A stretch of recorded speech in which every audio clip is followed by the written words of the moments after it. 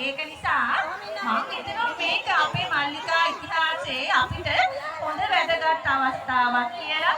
මම මේ දුටු පළවෙනි අවස්ථාව මේක.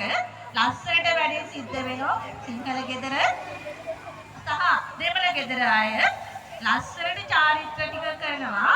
ඔන්න දැන් අපි මේ සූදානම් වෙන්නේ නෑ ගම්මේ අත්තම්මා සීයා අම්මා තාත්තා සහ ගෙදර දරුවෝ ටික ඔක්කොම එකයි එන්නේ.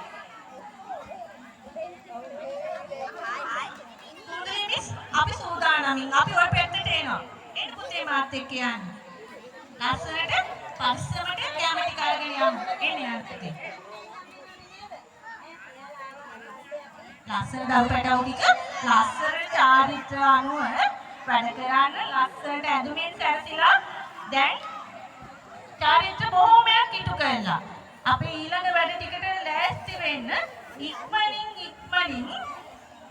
මේ චාරිත්‍රය ඉටු කරනවා.